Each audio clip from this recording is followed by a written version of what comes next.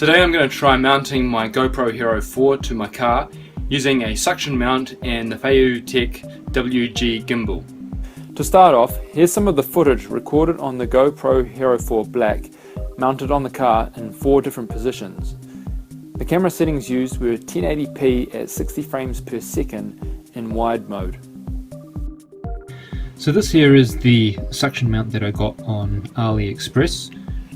It's got 3 suction caps and it comes with a ball head mount, 2 screws and a GoPro mount, but we're not going to use any of these. We'll use 1 screw though, and that is to attach the gimbal to the suction mount. So the gimbal has got a screw hole on the bottom here, and we've got a hole here to put the screw in on the suction mount.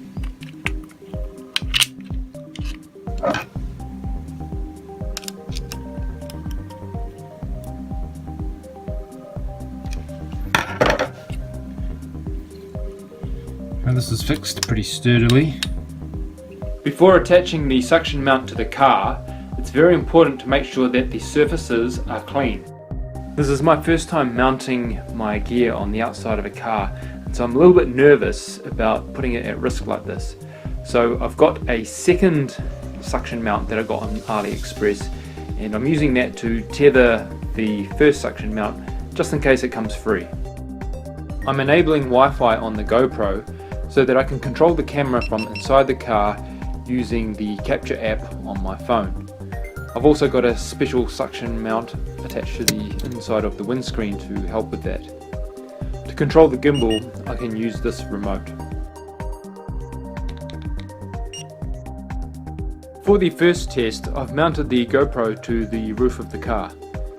As you can see, the gimbal does a pretty good job of reducing the vibrations from the vehicle, and while it's not perfect, it's a lot better than not having any stabilization at all. This is the raw footage from the camera, and it could be made even smoother by stabilizing in post. One of the cool things about having the remote for the gimbal is that it allows me to cycle through the different modes and even tilt the camera up and down all while I'm driving. And the capture app on my phone allows me to see where the camera is pointed.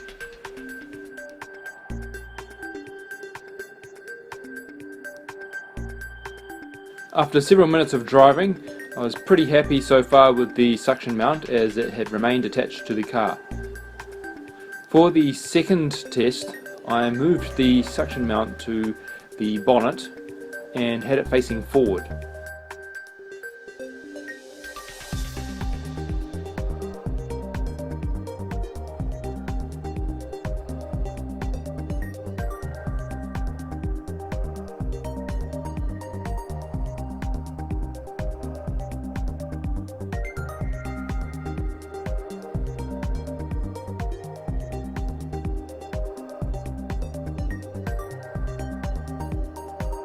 For the third test, I decided to be a little bit more risky and mounted the GoPro to the driver's side door. However, as you can see from slamming the door, it's pretty secure.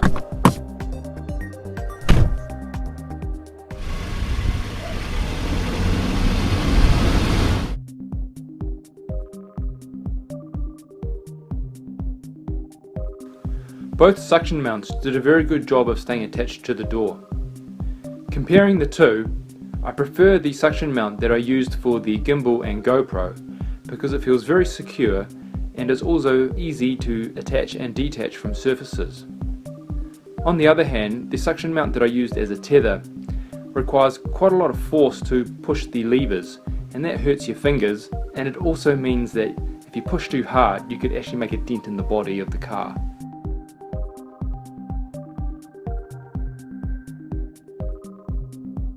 For the fourth and final test, I mounted the GoPro back on the bonnet, but this time facing the windscreen.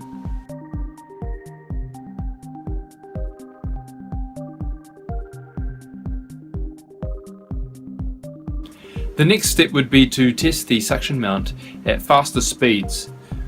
The fastest I went during these tests was 60 km per hour, and it would be interesting to see how the suction mount coped at 100 kilometers per hour and also on unsealed roads.